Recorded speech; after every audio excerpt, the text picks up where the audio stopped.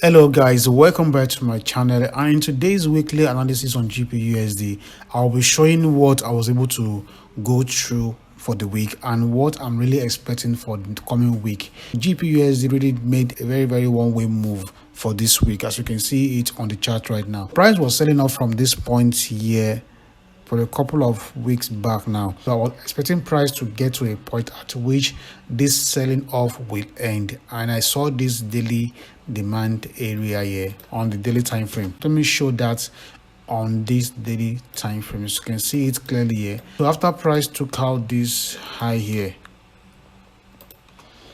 we can see it that markets sold off into this demand area down here.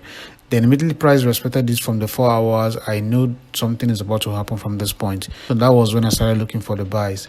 On Thursday was when that buy started. You can see last week Thursday was when the buy started from this point. So the very first thing that the market did was to take out this eye here.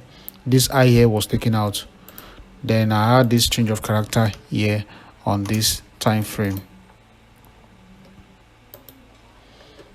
I have this change of character here on this time frame. That was when I knew this market is about to, to go bullish. Then I started looking for ways to go into the trade. So the very first place I was looking at is this order block down here, which I was expecting price to respect. I was expecting price to respect this level, but price failed to come into this level. That was when I moved down to the 1 hour to see what is really happening on the 1 hour time frame. Then I saw a break of structure on the 1 hour time frame. You can see the movement here. We had this push to the upside, we had this push, this equal high here, then we had this break of structure here. So this level here was taken out, and that was when I started looking for trading opportunity after this level here was taken out by this weak rejection. Mind you, this is 1 hour time frame. This weak rejection here might be a candlestick on the lower time frame. Let me go to the lower time frame to show you exactly what I'm talking about. You can see it here. We can see that we have candlestick closing above that. I trade on the 1 hour. That is where I can regard this week as a valid break of structure. What I did next was I looked for the order block at the origin of that particular move, and this was the candlestick here. So that was my first point of interest after this one failed to come to play. I was expecting price to come into this level, then give me the confirmation that that level is going to hold the price, and that is one thing I usually wait for. I wait for confirmation whenever I pull out a point of interest. I wait for confirmation before I jump into the trade for saver trade. After seeing this rejection here, the next candle closed with doji candle. Then I waited for the momentum to kick in. That was when I saw this strong bullish candle to the upside. That was when I pulled in on that trade. I put in my entry here. My stop loss was to 25 pips to the downside.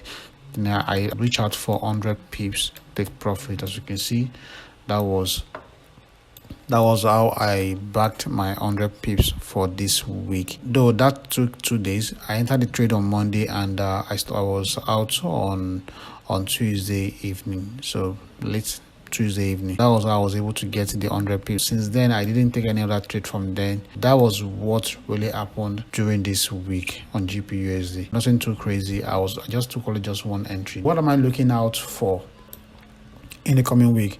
So the very first thing I was looking at was this. Though before I go down to that level, what made me went for 100 pips was what I saw on the daily time frame.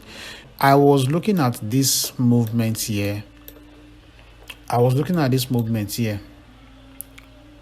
This movement here to be a move, a push. Then I was expecting a pullback, probably for price to continue the sell into this daily market structure down here. I pulled out a fib retracement level using this high here and this low here as the 2 points for my fib retracement level. I click on my fib, then I pull out that fib retracement, then I pull out my golden zone for the 50.61.8% level.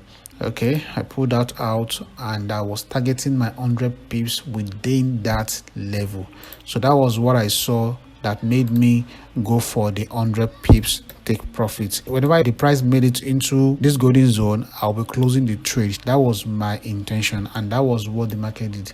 Price respected that and pushed out away from that multiple times. You can see it. I thought that level would be a turning point for the sell to start again, but that was not the case. Price ranged for a while, then close above this golden zone. That was when I pull off this golden zone away from there. So what am I looking at again now is I'm looking for price to buy more.